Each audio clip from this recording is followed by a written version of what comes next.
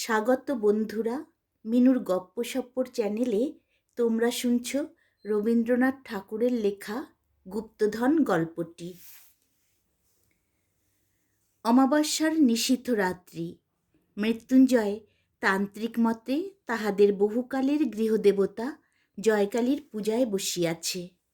পূজা সমাধা করিয়া যখন উঠিল, তখন নিকটস্থ আমবাগান হইতে প্রত্যুষের প্রথম কাক ডাকিল।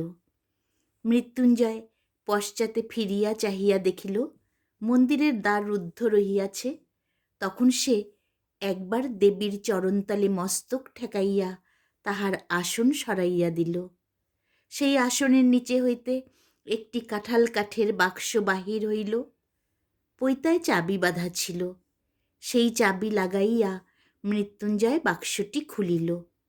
খুলিবা মাত্রই চমকিয়া উঠিয়া মাথায় করাঘাত করিল। মৃত্যুঞ্জয়ের অন্দরের বাগান প্রাচীর দিয়ে ঘেরা। সেই বাগানের এক প্রান্তে বড় বড় গাছের ছায়ায় অন্ধকারে এই ছোট মন্দিরটি। মন্দিরে জয়কালীর মূর্তি ছাড়া আর কিছুই নাই।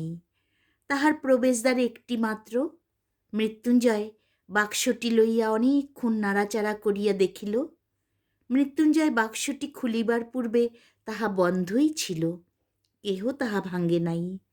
মৃত্যুঞ্জয় 10 বার করিয়া প্রতিমার চারিদিকে ঘুরিয়া হাতড়াইয়া দেখিল, কিছুই পাইল না।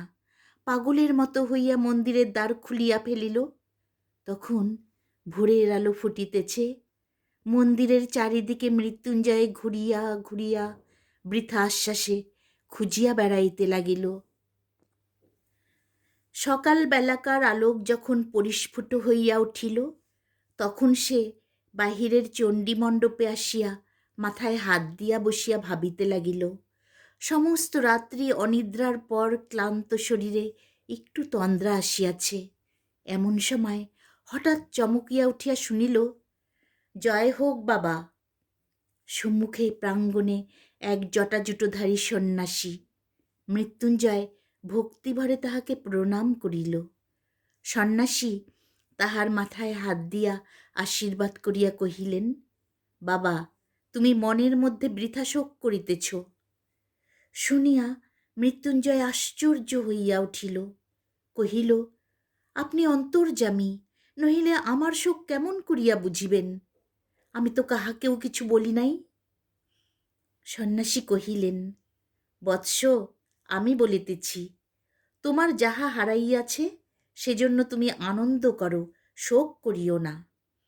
মৃত্যুঞ্জয় তাহার 2 পা জড়াইয়া ধরিয়া কহিল, আপনি তবে তো সমস্তই জানিয়াছেন, কেমন করিয়া হারাইয়াছে, কোথায় গেলে ফিরিয়া পাইব, তাহা না বলিলে আমি আপনার চরণ ছাড়িব না।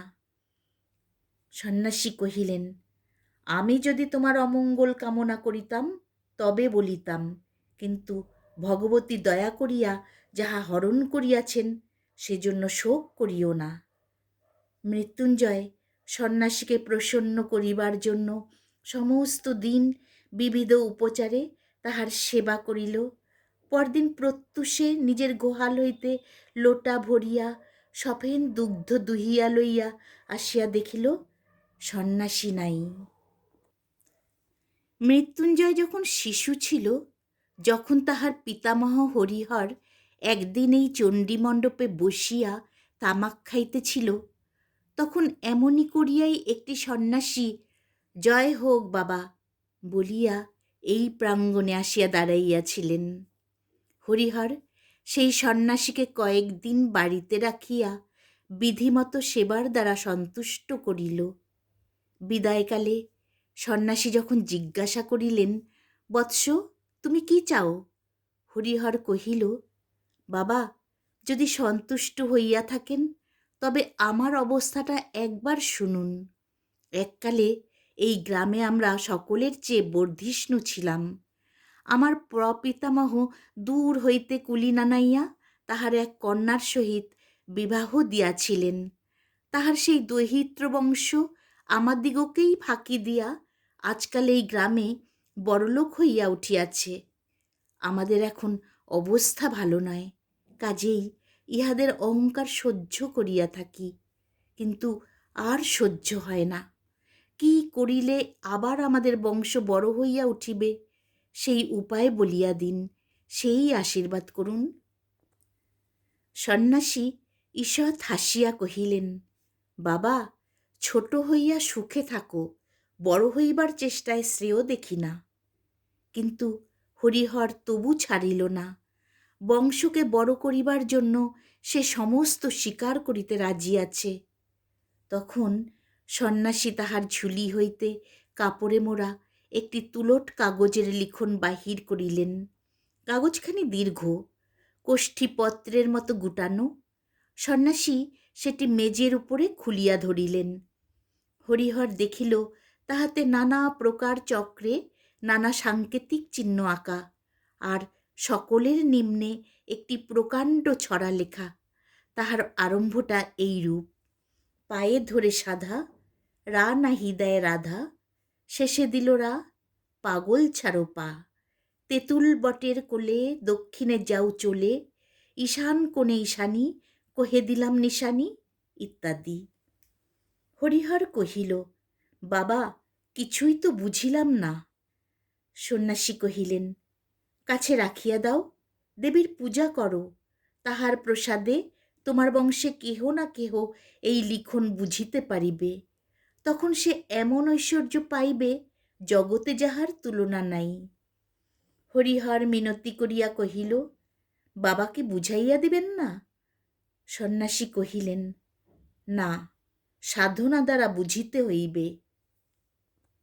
এমন সময়ে হরিহরের ছোট ভাই শঙ্কর আসিয়া উপস্থিত হইল। তাহাকে দেখিয়া হরিহর তাড়াতাড়ি লিখনটি লুকাইবার চেষ্টা করিল। সন্ন্যাসী হাসিয়া কহিলেন, বড় হইবার পথের দুঃখ এখন হইতেই শুরু হইল, কিন্তু গোপন করিবার দরকার নাই, কারণ ইহার রহস্য কেবল একজন মাত্রই ভেদ করিতে পারিবে। হাজার চেষ্টা করিলেও আর কেহ তাহা পারিবে না। তোমাদের মধ্যে সেই লোকটি যে কে, তাহা কেহ জানে না। অতএব ইহা সকলের সম্মুখেই নির্ভয়ে খুলিয়া রাখিতে পারো। সন্ন্যাসী চলিয়া গেলেন, কিন্তু হরিহর এই কাগজটি লুকাইয়া না রাখিয়া থাকিতে পারিল না। পাছে আর কেহ ইহা হইতে লাভবান হয়, পাছে তাহার ছোট ভাই শঙ্কর ইহার ফলভোগ করিতে পারে। এই আশঙ্কায় হরিহর এই কাগজটি একটি কাঁঠাল কাঠের বাক্সে বন্ধ করিয়া তাহাদের গৃহদেবতা জয়কালীর আসনতলে লুকাইয়া রাখিল। প্রত্যেক অমাবস্যায় নিশীথ রাত্রে দেবীর পূজা সারিয়া সে একবার করিয়া সেই কাগজটি খুলিয়া দেখিত। যদি দেবী প্রসন্ন হইয়া তাহাকে অর্থ বুঝিবার শক্তি দেন। শঙ্কর কিছুদিন হইতে হরিহরকে মিনতি করিতে লাগিল, দাদা, আমাকে সেই কাগজটা একবার ভালো করিয়া দেখিতে দাও না। হরিহর কহিল, দূর পাগল, সে কাগজ কি আছে? বেটা ভণ্ড সন্ন্যাসী কাগজে কতকগুলা হিজিবিজি কাটিয়া আমাকে ফাঁকি দিয়া গেল, আমি সে পুরাইয়া ফেলিয়াছি। শঙ্কর চুপ করিয়া রহিল। হঠাৎ একদিন শঙ্করকে ঘরে দেখিতে পাওয়া গেল না। তাহার পর হইতে সে নিরুদ্দেশ। হরিহরের অন্য সমস্ত কাজকর্ম নষ্ট হইল। গুপ্ত ঐশ্বর্যের ধ্যান এক মুহূর্ত সে ছাড়িতে পারিল না। মৃত্যুকাল উপস্থিত হইলে সে তাহার বড় ছেলে শ্যামাপদকে এই সন্ন্যাসী দত্ত কাগজখানি দিয়া গেল। এই কাগজ পাইয়া শ্যামাপদ চাকরি ছাড়িয়া দিল। জয়কালীর পূজায় আর একান্ত মনে এই লিখন পাঠের চর্চায় তাহার জীবনটা যে কোন দিক দিয়া কাটিয়া গেল তাহা বুঝিতে পারিল না। মৃত্যুঞ্জয় শ্যামাপদর বড় ছেলে। পিতার মৃত্যুর পরে সেই সন্ন্যাসী দত্ত গুপ্ত লিখনের অধিকারী হইয়াছে। তাহার অবস্থা উত্তরোত্তর যতই হীন হইয়া আসিতে লাগিল, ততই অধিকতর আগ্রহের সহিত ওই কাগজখানির প্রতি তাহার সমস্ত চিত্ত নিবিষ্ট হইল। এমন সময় গত অমাবস্যা রাত্রে পূজার পর লিখনখানি আর দেখিতে পাইল না। সন্ন্যাসীও কোথায় অন্তর্ধান করিল। মৃত্যুঞ্জয় কহিল, এই সন্ন্যাসীকে ছাড়া হইবে না, সমস্ত সন্ধান ইহার কাছ হইতেই মিলিবে। এই বলিয়া সেই ঘর ছাড়িয়া সন্ন্যাসীকে খুঁজিতে বাহির হইল। 1 বৎসর পথে পথে কাটিয়া গেল। গ্রামের নাম ধারাগোল। সেখানে মৃত্যুঞ্জয় মুদির দোকানে বসিয়া তামাক খাইতেছিল আর অন্যমনস্ক হইয়া নানা কথা ভাবিতেছিল। কিছু দূরে মাঠের ধার দিয়া একজন সন্ন্যাসী চলিয়া গেল। প্রথমটা মৃত্যুঞ্জয়ের মনোযোগ আকৃষ্ট হইল না। একটু পরে হঠাৎ তাহার মনে হইল যে যে লোকটা চলিয়া গেল এই তো সেই সন্ন্যাসী। তাড়াতাড়ি হুকাটা রাখিয়া মুদিকে সচকিত করিয়া এক দৌড়ে সে দোকান হইতে বাহির হইয়া গেল, কিন্তু সে সন্ন্যাসীকে দেখা গেল না। তখন সন্ধ্যা অন্ধকার হইয়া আসিয়াছে। অপরিচিত স্থানে কোথায় যে সন্ন্যাসীর সন্ধান করিতে যাইবে তাহা সে ঠিক করিতে পারিল না। দোকানে ফিরিয়া আসিয়া মুদিকে জিজ্ঞাসা করিল, ওই যে মস্ত বন দেখা যাইতেছে, ওখানে কি আছে? মুদি কহিল, এককালে ওই বন শহর ছিল, কিন্তু অগস্ত্যমুনির শাপে ওখানকার রাজা প্রজা সমস্তই মরকে মরিয়াছে। লোকে বলে ওখানে অনেক ধনরত্ন আজও খুঁজিলে পাওয়া যায়, কিন্তু দিন দুপুরে ওই বনে সাহস করিয়া কেহ যাইতে পারে না। যে গেছে সে আর ফেরে নাই। মৃত্যুঞ্জয়ের মন চঞ্চল হইয়া উঠিল। সমস্ত রাত্রি মুদির দোকানে মাদুরের উপর পড়িয়া মশার জ্বালায় সর্বাঙ্গ চাপড়াইতে লাগিল। আর ওই বনের কথা, সন্ন্যাসীর কথা, সেই হারানো লিখনের কথা ভাবিতে থাকিল। বারবার পড়িয়া সেই লিখনটি মৃত্যুঞ্জয়ের প্রায় কণ্ঠস্থ হইয়া গিয়াছিল। তাই এই অনিদ্রাবস্থায় কেবলই তাহার মাথায় ঘুরিতে লাগিল, পায়ে ধরে সাধা, রা নাহি দেয় রাধা, শেষে দিল রা, পাগল ছাড়ো পা। মাথা গরম হইয়া উঠিল। কোনো মতেই এই কটা ছত্র সে মন হইতে দূর করিতে পারিল না। অবশেষে ভোরের বেলায় যখন তাহার তন্দ্রা আসিল, তখন স্বপ্নে এই 4 ছত্রের অর্থ অতি সহজে তাহার নিকট প্রকাশ হইল। রা নাহি দেয় রাধা, অতএব রাধার রা না থাকিলে ধা রহিল। শেষে দিল রা, অতএব হইল ধারা। পাগল ছাড়ো পা, পাগলের পা ছাড়িলে গোল, বাকি রহিল, অতএব সমস্তটা মিলিয়া হইল ধারাগোল। এ জায়গাটার নাম তো ধারাগোলই বটে। স্বপ্ন ভাঙিয়া মৃত্যুঞ্জয় লাফাইয়া উঠিল।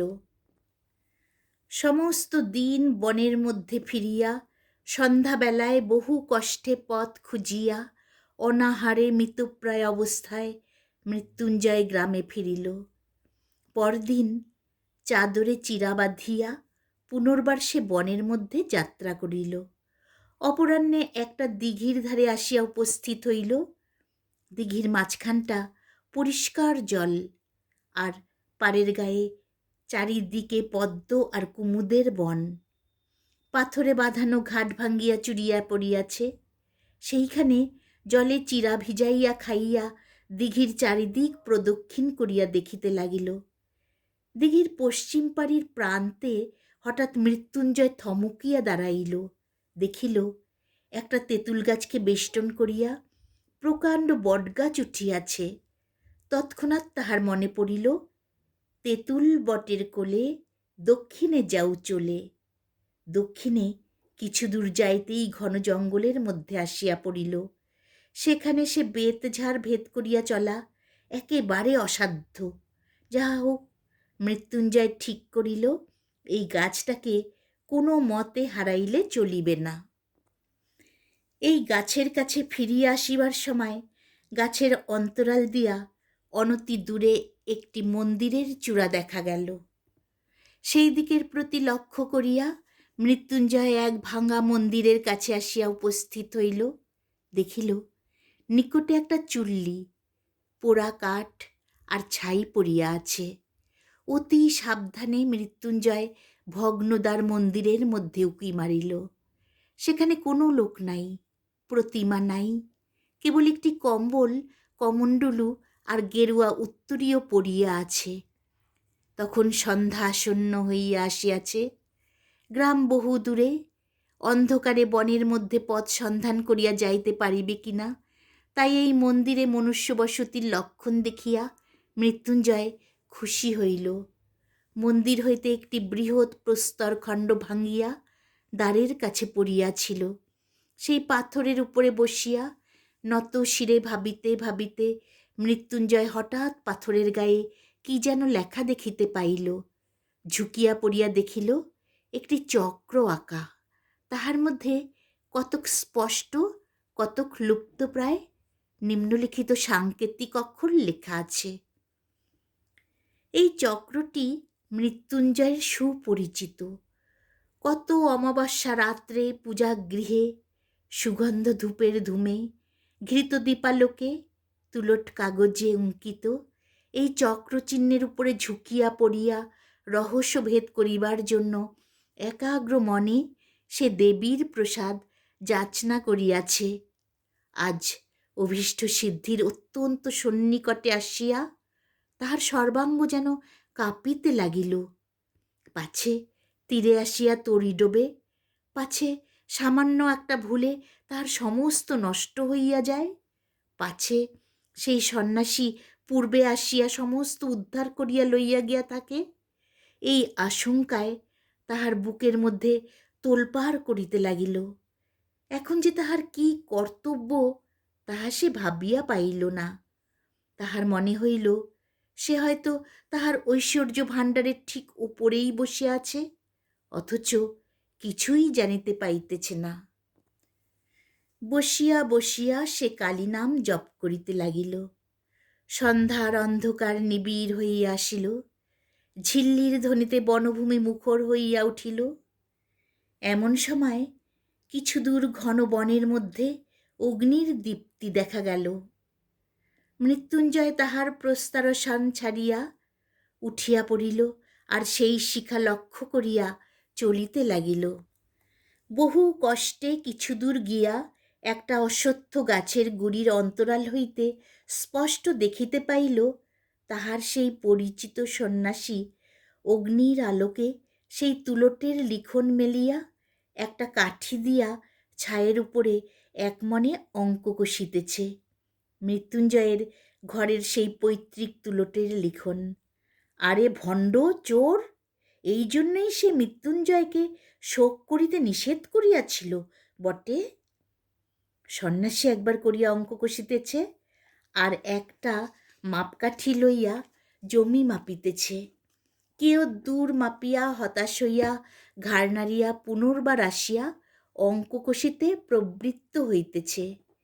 এমনি করিয়া রাত্রি যখন অবসান প্রায়, যখন নিশান্তের শীতবায়ুতে বনস্পতির অগ্রশাখার পল্লবগুলি মর্মরিত হইয়া উঠিল, তখন সন্ন্যাসী সেই লিখনপত্র গুটাইয়া লইয়া চলিয়া গেল। মৃত্যুঞ্জয় কি করিবে ভাবিয়া পাইল না। ইহা সে নিশ্চয়ই বুঝিতে পারিল যে সন্ন্যাসীর সাহায্য ব্যতীত এই লিখনের রহস্য ভেদ করা তাহার সাধ্য হইবে না। লুব্ধ সন্ন্যাসী যে মৃত্যুঞ্জয়কে সাহায্য করিবে না তাহাও নিশ্চিত। অতএব গোপনে সন্ন্যাসীর প্রতি দৃষ্টি রাখা ছাড়া অন্য উপায় নাই। কিন্তু দিনের বেলায় গ্রামে না গেলে তাহার আহার মিলিবে না। অতএব অন্তত কাল সকালে একবার গ্রামে যাওয়া আবশ্যক। ভোরের দিকে অন্ধকার একটু ফিকা হইবা মাত্র সে গাছ হইতে নামিয়া পড়িল। যেখানে সন্ন্যাসী ছায়ের মধ্যে আগ কষিতেছিল সেখানে ভালো করিয়া দেখিল, কিছুই বুঝিল না। চতুর্দিকে ঘুরিয়া দেখিল, অন্য বনখণ্ডের সঙ্গে কোনো প্রভেদ নাই। বনতলের অন্ধকার ক্রমে যখন ক্ষীণ হইয়া আসিল, তখন মৃত্যুঞ্জয় অতি সাবধানে চারিদিক দেখিতে দেখিতে গ্রামের উদ্দেশ্যে চলিল। তাহার ভয় ছিল পাছে সন্ন্যাসী তাহাকে দেখিতে পায়। যে দোকানে মৃত্যুঞ্জয় আশ্রয় গ্রহণ করিয়াছিল তাহার নিকটে একটি কায়স্থ গৃহিণী ব্রত উদযাপন করিয়া সেদিন ব্রাহ্মণ ভোজন করাইতে প্রবৃত্ত ছিল। সেইখানে আজ মৃত্যুঞ্জয়ের আহার জুটিয়া গেল। কয়দিন আহারের কষ্টের পর আজ তাহার ভোজনটি গুরুতর হইয়া উঠিল। সেই গুরু ভোজনের পর যেমন তামাকটি খাইয়া দোকানের মাদুরটিতে একবার গড়াইয়া লইবার ইচ্ছা করিল, অমনি গত রাত্রির অনিদ্রা কাতর মৃত্যুঞ্জয় ঘুমে আচ্ছন্ন হইয়া পড়িল। মৃত্যুঞ্জয় স্থির করিয়াছিল আজ সকাল সকাল আহারাদি করিয়া যথেষ্ট বেলা থাকিতে বাহির হইবে। ঠিক তাহার উল্টা হইল। যখন তাহার নিদ্রা ভঙ্গ হইল তখন সূর্য অস্ত গিয়াছে, তবু মৃত্যুঞ্জয় দমিল না। অন্ধকারেই বনের মধ্যে সে প্রবেশ করিল। দেখিতে দেখিতে রাত্রি ঘনীভূত হইয়া আসিল। গাছের ছায়ার মধ্যে দৃষ্টি আর চলে না। জঙ্গলের মধ্যে পথ অবরুদ্ধ হইয়া যায়। মৃত্যুঞ্জয় যে কোন দিকে কোথায় যাইতেছে তাহা কিছুই ঠাওর পাইল না। রাত্রি যখন অবসান হইল তখন দেখিল সমস্ত রাত্রি সে বনের প্রান্তে একই জায়গায় ঘুরিয়া ঘুরিয়া বেড়াইয়াছে। কাকের দল কা কা শব্দে গ্রামের দিকে উড়িল। এই শব্দ মৃত্যুঞ্জয়ের কানে ব্যঙ্গপূর্ণ ধিক্কার বাক্যের মতো শুনাইল। গণনায় বারংবার ভুল, আর সেই ভুল সংশোধন করিতে করিতে অবশেষে সন্ন্যাসী সুরঙ্গের পথ আবিষ্কার করিয়াছেন। সুরঙ্গের মধ্যে মশাল লইয়া তিনি প্রবেশ করিলেন। বাঁধানো ভিত্তির গায়ে সাতলা পড়িয়াছে। মাঝে মাঝে এক এক জায়গায় জল চুইয়া পড়িতেছে। স্থানে স্থানে কতকগুলো ভেক গায়ে গায়ে স্তূপাকার হইয়া নিদ্রা দিতেছে। এই পিছল পথ দিয়া কিছু দূর যাইতেই সন্ন্যাসী দেখিলেন সম্মুখে দেয়াল উঠিয়াছে, পথ অবরুদ্ধ। কিছুই বুঝিতে পারিলেন না। দেয়ালে সর্বত্র লৌহদণ্ড দিয়া সবলে আঘাত করিয়া দেখিলেন কোথাও ফাঁকা আওয়াজ দিতেছে না, কোথাও রন্ধ্র নাই। এই পথটার যে এইখানেই শেষ তাহা নিঃসন্দেহ। আবার সেই কাগজ খুলিয়া মাথায় হাত দিয়া বসিয়া ভাবিতে লাগিলেন, সে রাত্রি এমনি করিয়া কাটিয়া গেল। পরদিন পুনর্বার গণনা সারিয়া সুরঙ্গে প্রবেশ করিলেন। সেদিন গুপ্ত সংকেত অনুসরণপূর্বক একটি বিশেষ স্থান হইতে পাথর খসাইয়া এক শাখাপথ আবিষ্কার করিলেন। সেই পথে চলিতে চলিতে আবার এক জায়গায় পথ অবরুদ্ধ হইয়া গেল। অবশেষে পঞ্চম রাত্রে সুরঙ্গের মধ্যে প্রবেশ করিয়া সন্ন্যাসী বলিয়া উঠিলেন, আজ আমি পথ পাইয়াছি, আজ আর আমার কোনো মতেই ভুল হইবে না। পথ অত্যন্ত জটিল, তাহার শাখা প্রশাখার অন্ত নাই। কোথাও এত সংকীর্ণ যে গুড়ি মারিয়া যাইতে হয়। বহু যত্নে মশাল ধরিয়া চলিতে চলিতে সন্ন্যাসী একটা গোলাকার ঘরের মতো জায়গায় আসিয়া পৌঁছিলেন। সেই ঘরের মাঝখানে একটা বৃহৎ ইদারা। মশালের আলোকে সন্ন্যাসী তাহার তল দেখিতে পাইলেন না।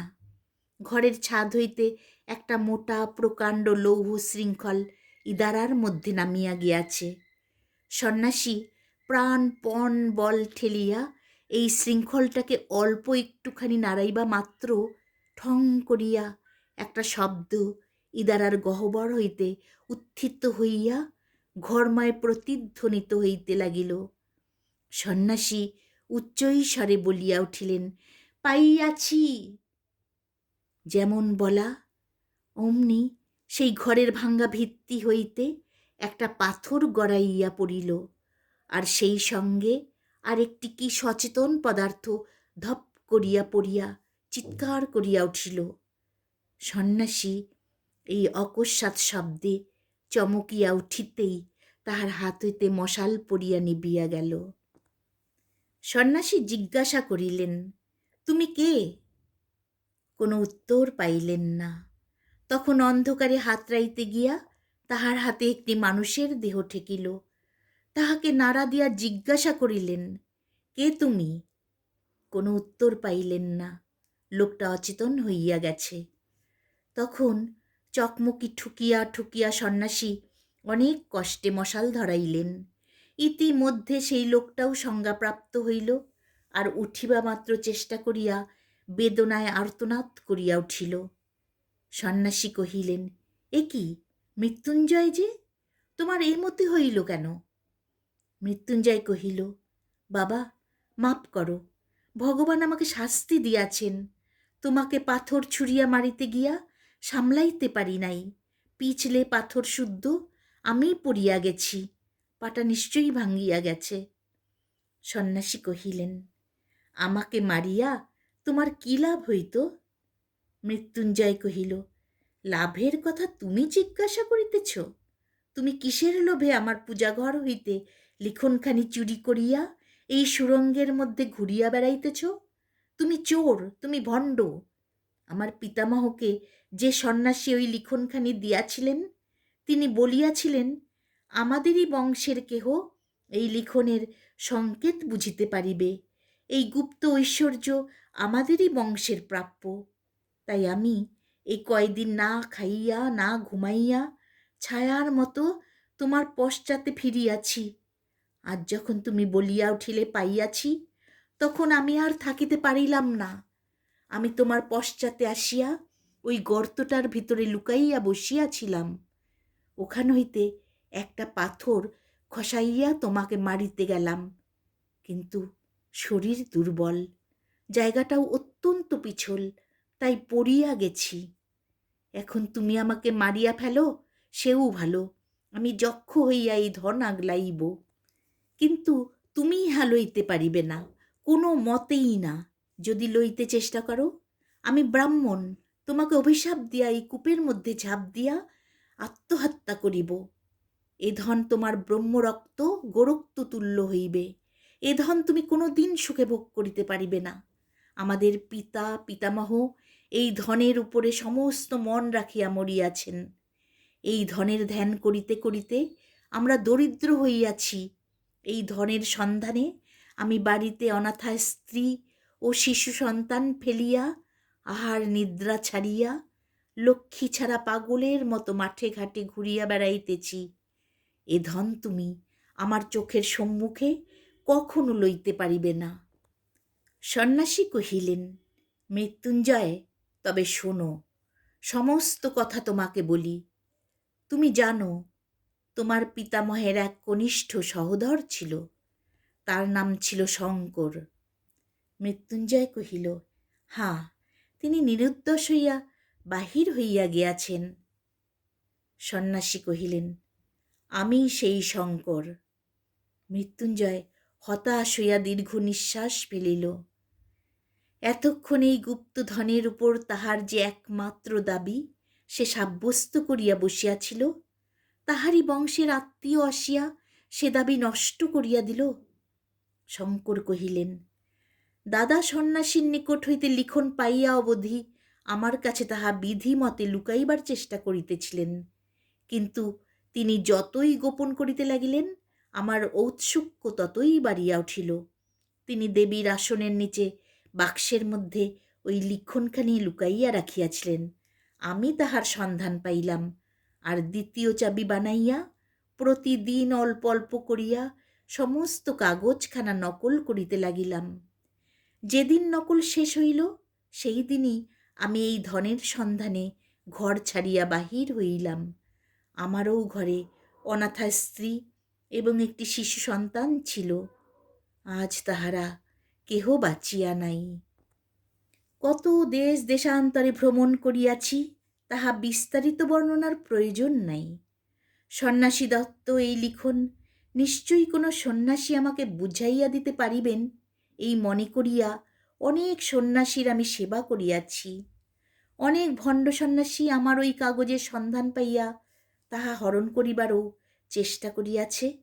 এইরূপে কত বৎসরের পর বৎসর কাটিয়াছে। আমার মনে এক মুহূর্তের জন্যও সুখ ছিল না, শান্তি ছিল না। অবশেষে পূর্বজন্ম অর্জিত পুণ্যের বলে কুমায়ুন পর্বতে বাবা স্বরূপানন্দ স্বামীর সঙ্গ পাইলাম। তিনি আমাকে কহিলেন, বাবা, তৃষ্ণা দূর করো, তাহা হইলেই বিশ্বব্যাপী অক্ষয় সম্পদ আপনি তোমাকে ধরা দিবে। তিনি আমার মনের দাহ জুড়াইয়া দিলেন।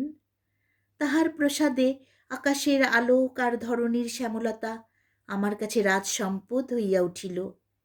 একদিন পর্বতের শিলাতলে শীতের সায়ান্নে পরমহংস বাবার ধুনিতে আগুন জ্বলিতেছিল। সেই আগুনে আমার কাগজখানা সমর্পণ করিলাম। বাবা ঈষৎ একটু হাসিলেন। সে হাসির অর্থ তখন বুঝি নাই, আজ বুঝিয়াছি।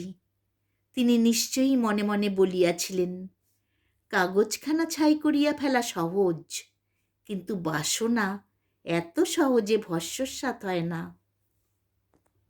কাগজখানার যখন কোনো চিহ্ন রহিল না, তখন আমার মনের চারিদিক হইতে একটা নাগপাশ বন্ধন যেন সম্পূর্ণরূপে খুলিয়া গেল।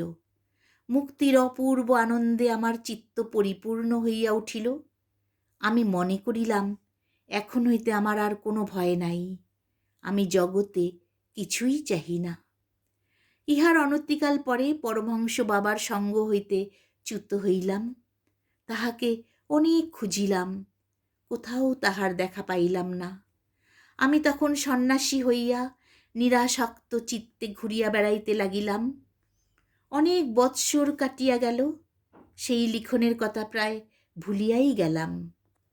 এমন সময়ে একদিন এই ধারাগোলের বনের মধ্যে প্রবেশ করিয়া একটি ভাঙা মন্দিরের মধ্যে আশ্রয় লইলাম।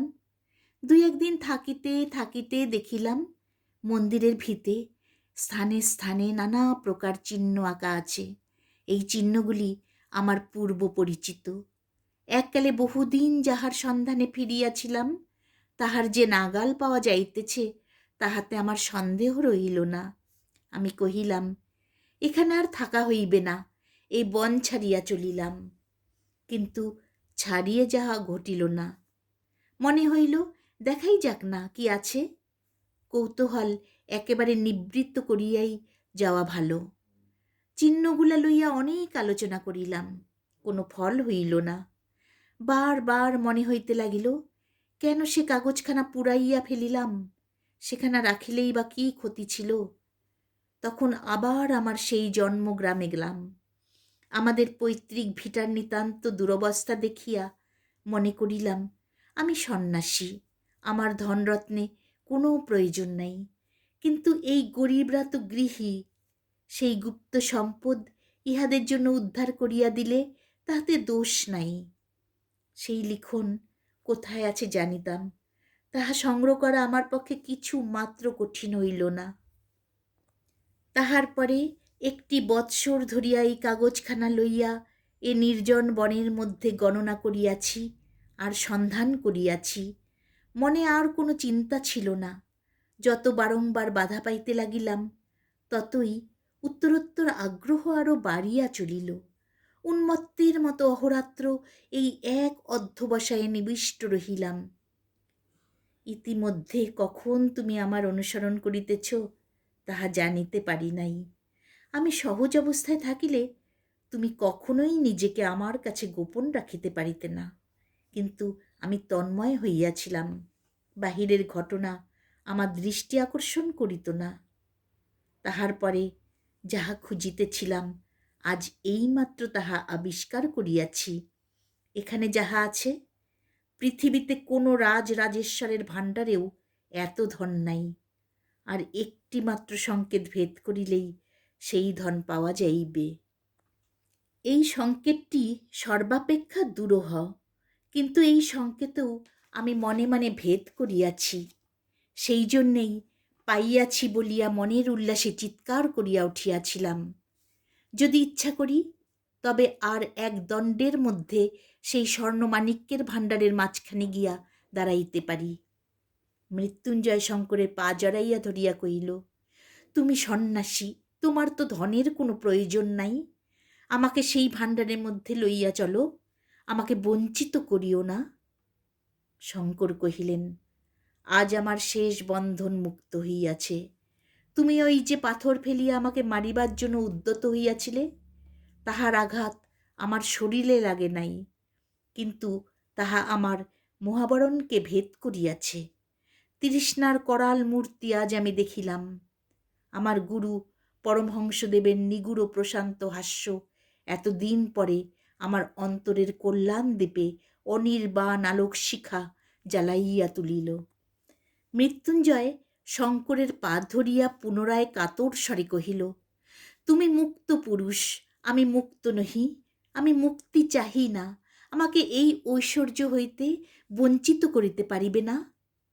সন্ন্যাসী কহিলেন, বৎস, তবে তুমি তোমার এই লিখনটি লও, যদি ধন খুঁজিয়া লইতে পারো তবে লইও। এই বলিয়া তাহার যষ্টি ও লিখনপত্র মৃত্যুঞ্জয়ের কাছে রাখিয়া সন্ন্যাসী চলিয়া গেলেন। মৃত্যুঞ্জয় কহিল, আমাকে দয়া করো, আমাকে ফেলিয়া যাইও না, আমাকে দেখাইয়া দাও। কোনো উত্তর পাইল না। তখন মৃত্যুঞ্জয় যষ্টির উপর ভর করিয়া হাতড়াইয়া সুড়ঙ্গ হইতে বাহির হইবার চেষ্টা করিল, কিন্তু পথ অত্যন্ত জটিল, গোলক ধাঁধার মতো, বারবার বাধা পাইতে লাগিল। অবশেষে ঘুরিয়া ঘুরিয়া ক্লান্ত হইয়া এক জায়গায় শুইয়া পড়িল এবং নিদ্রা আসিতে বিলম্ব হইল না।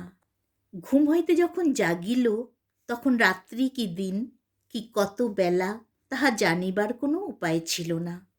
অত্যন্ত ক্ষুধাবোধ হইলে মৃত্যুঞ্জয় চাদরের প্রান্ত হইতে চিরা খুলিয়া লইয়া খাইল। তাহার পর আর একবার হাতড়াইয়া সুড়ঙ্গ হইতে বাহির হইবার পথ খুঁজিতে লাগিল। নানা স্থানে বাধা পাইয়া বসিয়া পড়িল। তখন চিৎকার করিয়া ডাকিল, ওগো সন্ন্যাসী, তুমি কোথায়? তাহার সেই ডাক সুড়ঙ্গের সমস্ত শাখা প্রশাখা হইতে বারংবার প্রতিধ্বনিত হইতে লাগিল। অনতি দূর হইতে উত্তর আসিল, আমি তোমার নিকটেই আছি, কি চাও বলো। মৃত্যুঞ্জয় কাতর স্বরে কহিল, কোথায় ধন আছে আমাকে দয়া করিয়া দেখাইয়া দাও। তখন আর কোনো সাড়া পাওয়া গেল না। মৃত্যুঞ্জয় বারংবার ডাকিল, কোনো সাড়া পাইল না। দণ্ড প্রহরের দ্বারা অবিভক্ত এই ভূতলগত চিররাত্রি মধ্যে মৃত্যুঞ্জয় আর একবার ঘুমাইয়া লইল। ঘুম হইতে আবার সেই অন্ধকারের মধ্যে জাগিয়া উঠিল, চিৎকার করিয়া ডাকিল, ওগো আছো কি? নিকট হইতেই উত্তর পাইল, এইখানেই আছি, কি চাও? মৃত্যুঞ্জয় কহিল, আমি আর কিছুই চাই না, আমাকে এই সুড়ঙ্গ হইতে উদ্ধার করিয়া লইয়া যাও। সন্ন্যাসী জিজ্ঞাসা করিলেন, তুমি ধন চাও না? মৃত্যুঞ্জয় কহিল, না, চাহি না। তখন চকমকি ঠোকার শব্দ হইল এবং কিছুক্ষণ পরে আলো জ্বলিল। সন্ন্যাসী কহিলেন, তবে এসো মৃত্যুঞ্জয়, এই সুড়ঙ্গ হইতে বাহিরে যাই। মৃত্যুঞ্জয় কাতর স্বরে কহিল, বাবা, নিতান্তই কি সমস্ত ব্যর্থ হইবে? এত কষ্টের পরেও ধন কি পাইব না? তৎক্ষণাৎ মশাল নিবিয়া গেল। মৃত্যুঞ্জয় কহিল, কি নিষ্ঠুর বলিয়া সেইখানে বসিয়া পড়িয়া ভাবিতে লাগিল। সময়ের কোনো পরিমাণ নাই, অন্ধকারের কোনো অন্ত নাই। মৃত্যুঞ্জয়ের ইচ্ছা করিতে লাগিল তাহার সমস্ত শরীর মনের বলে এই অন্ধকারটাকে ভাঙ্গিয়া চূর্ণ করিয়া ফেলে। আলোক, আকাশ আর বিশ্বছবির বৈচিত্র্যের জন্য তাহার প্রাণ ব্যাকুল হইয়া উঠিল। কহিল, ওগো সন্ন্যাসী, ওগো নিষ্ঠুর সন্ন্যাসী, আমি ধন চাই না, আমাকে উদ্ধার করো। সন্ন্যাসী কহিলেন, ধন চাও না? তবে আমার হাত ধরো, আমার সঙ্গে চলো। এবারে আর আলো জ্বলিল না। এক হাতে যষ্টি ও এক হাতে সন্ন্যাসীর উত্তরীয় ধরিয়া মৃত্যুঞ্জয় ধীরে ধীরে চলিতে লাগিল। বহুক্ষণ ধরিয়া অনেক আঁকাবাঁকা পথ দিয়া, অনেক ঘুরিয়া ফিরিয়া এক জায়গায় আসিয়া সন্ন্যাসী কহিলেন, দাঁড়াও। মৃত্যুঞ্জয় দাঁড়াইল। তাহার পরে একটি মরিচ পোড়া লোহার দ্বার খোলার উৎকট শব্দ শোনা গেল। সন্ন্যাসী মৃত্যুঞ্জয়ের হাত ধরিয়া কহিলেন, এসো। মৃত্যুঞ্জয় অগ্রসর হইয়া যেন একটা ঘরে প্রবেশ করিল। তখন আবার চকমকি ঠোকার শব্দ শোনা গেল। কিছুক্ষণ পরে যখন মশাল জ্বলিয়া উঠিল, তখন এ কি আশ্চর্য দৃশ্য! চারিদিকে দেয়ালের গায়ে মোটা মোটা সোনার পাত ভূগর্ভরুদ্ধ কঠিন সূর্যালোক পুঞ্জের মতো স্তরে স্তরে সজ্জিত। মৃত্যুঞ্জয়ের চোখ দুটা জ্বলিতে লাগিল। সে পাগলের মতো বলিয়া উঠিল, এ সোনা আমার, এ আমি কোনো মতেই ফেলিয়া যাইতে পারিব না। সন্ন্যাসী কহিলেন, আচ্ছা, ফেলিয়া যাইও না, এই মশাল রহিল, আর এই ছাতু চিরা আর বড় এক ঘটি জল রাখিয়া গেলাম। দেখিতে দেখিতে সন্ন্যাসী বাহির হইয়া আসিলেন, আর এই স্বর্ণভাণ্ডারের লৌহদ্বারে কপাট পড়িল। মৃত্যুঞ্জয় বার বার করিয়া এই স্বর্ণপুঞ্জ স্পর্শ করিয়া ঘরময় ঘুরিয়া ঘুরিয়া বেড়াইতে লাগিল। ছোট ছোট স্বর্ণখণ্ড টানিয়া মেজের উপরে ফেলিতে লাগিল, কোলের উপর তুলিতে লাগিল, একটার উপরে আর একটা আঘাত করিয়া শব্দ করিতে লাগিল, সর্বাঙ্গের উপর বুলাইয়া তাহার স্পর্শ লইতে লাগিল। অবশেষে শ্রান্ত হইয়া সোনার পাত বিছাইয়া তাহার উপর শয়ন করিয়া ঘুমাইয়া পড়িল। জাগিয়া উঠিয়া দেখিল চারিদিকে সোনা ঝকঝক করিতেছে, সোনা ছাড়া আর কিছুই নাই। মৃত্যুঞ্জয় ভাবিতে লাগিল, পৃথিবীর উপরে হয়তো এতক্ষণে প্রভাত হইয়াছে, সমস্ত জীবজন্তু আনন্দে জাগিয়া উঠিয়াছে, তাহাদের বাড়িতে পুকুরের ধারের বাগান হইতে প্রভাতে যে একটি স্নিগ্ধ গন্ধ উঠিত, তাহাই কল্পনায় তাহার নাসিকায় যেন প্রবেশ করিতে লাগিল। সে যেন স্পষ্ট চোখে দেখিতে পাইল, পাতিহাঁসগুলি দুলিতে দুলিতে কলরব করিতে করিতে সকালবেলায় পুকুরের জলের মধ্যে আসিয়া পড়িতেছে, আর বাড়ির ঝি বামা কোমরে কাপড় জড়াইয়া ঊর্ধ্বস্থিত দক্ষিণ হস্তের উপর এক রাশি পিতল কাঁসার থালাবাটি লইয়া ঘাটে আনিয়া উপস্থিত করিতেছে। মৃত্যুঞ্জয় দ্বারে আঘাত করিয়া ডাকিতে লাগিল, ওগো সন্ন্যাসী ঠাকুর, আছো কি? দ্বার খুলিয়া গেল। সন্ন্যাসী কহিলেন, কি চাও? মৃত্যুঞ্জয় কহিল, আমি বাহিরে যাইতে চাই, কিন্তু সঙ্গে এই সোনার দুটো একটা পাতও কি লইয়া যাইতে পারিব না? সন্ন্যাসী তাহার কোনো উত্তর না দিয়া নতুন মশাল জ্বালাইলেন, পূর্ণ কমণ্ডল একটি রাখিলেন, আর উত্তরীয় হইতে কয়েক মুষ্টি চিরা মেজের উপর রাখিয়া বাহির হইয়া গেলেন। দ্বার বন্ধ হইয়া গেল। মৃত্যুঞ্জয় পাতলা একটা সোনার পাত লইয়া তাহা দোমরাইয়া খণ্ড খণ্ড করিয়া ভাঙিয়া ফেলিল। সেই খণ্ড সোনাগুলাকে লইয়া ঘরের চারিদিকে লোষ্ট্রখণ্ডের মতো ছড়াইতে লাগিল। কখনো বা দাঁত দিয়া দংশন করিয়া সোনার পাতের উপর দাগ করিয়া দিল, কখনো বা একটা সোনার পাত মাটিতে ফেলিয়া তাহার উপরে বারংবার পদাঘাত করিতে লাগিল। মনে মনে বলিতে লাগিল, পৃথিবীতে এমন সম্রাট কয়জন আছে যাহারা সোনা লইয়া এমন করিয়া ফেলাছাড়া করিতে পারে? মৃত্যুঞ্জয়ের যেন একটা প্রলয়ের রোগ চাপিয়া গেল। তাহার ইচ্ছা করিতে লাগিল এই রাশিকৃত সোনাকে চূর্ণ করিয়া ধুলির মতো সে ঝাঁটা দিয়া ঝাড় দিয়া উড়াইয়া ফেলে, আর এই রূপে পৃথিবীর সমস্ত সুবর্ণলুব্ধ রাজা মহারাজাকে সে অবজ্ঞা করিতে পারে। এমনি করিয়া যতক্ষণ পারিল মৃত্যুঞ্জয় সোনাগুলাকে লইয়া টানাটানি করিয়া শ্রান্ত দেহে ঘুমাইয়া পড়িল। ঘুম হইতে উঠিয়া সে আবার তাহার চারিদিকে সেই সোনার স্তূপ দেখিতে লাগিল। সে তখন দ্বারে আঘাত করিয়া চিৎকার করিয়া বলিয়া উঠিল, ওগো সন্ন্যাসী, আমি এ সোনা চাই না, সোনা চাই না। কিন্তু দ্বার খুলিল না। ডাকিতে ডাকিতে মৃত্যুঞ্জয়ের গলা ভাঙিয়া গেল, কিন্তু দ্বার খুলিল না। এক একটা সোনার পিণ্ড লইয়া দ্বারের উপর ছুঁড়িয়া মারিতে লাগিল, কোনো ফল হইল না। মৃত্যুঞ্জয়ের বুক দমিয়া গেল। তবে আর কি সন্ন্যাসী আসিবে না? এই স্বর্ণ কারাগারের মধ্যে তিলে তিলে পলে পলে শুকাইয়া মরিতে হইবে। তখন সোনাগুলাকে দেখিয়া তাহার আতঙ্ক হইতে লাগিল। বিভীষিকার নিঃশব্দ কঠিন হাস্যের মতো ওই সোনার স্তূপ চারিদিকে স্থির হইয়া রহিয়াছে। তাহার মধ্যে স্পন্দন নাই, পরিবর্তন নাই। মৃত্যুঞ্জয়ের যে হৃদয় এখন কাঁপিতেছে, ব্যাকুল হইতেছে, তার সঙ্গে উহাদের কোনো সম্পর্ক নাই, বেদনার কোনো সম্বন্ধ নাই।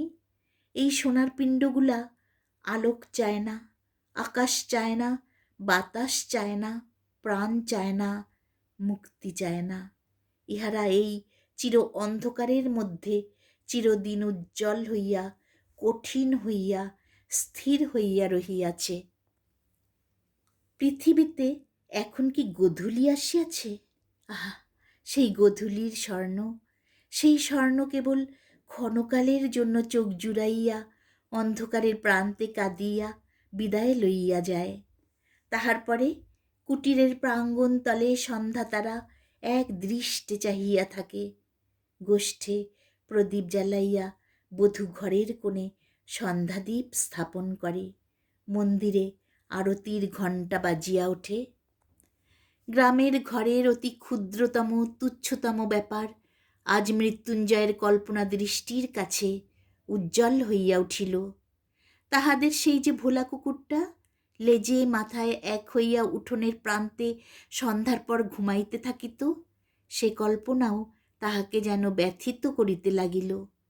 ধারাগুল গ্রামে কয়দিন সেই যে মুদির দোকানে আশ্রয় লইয়াছিল, সেই মুদি এতক্ষণ রাত্রে প্রদীপ নিবাইয়া দোকানে ঝাঁপ বন্ধ করিয়া ধীরে ধীরে গ্রামে বাড়ি মুখে আহার করিতে চলিয়াছে।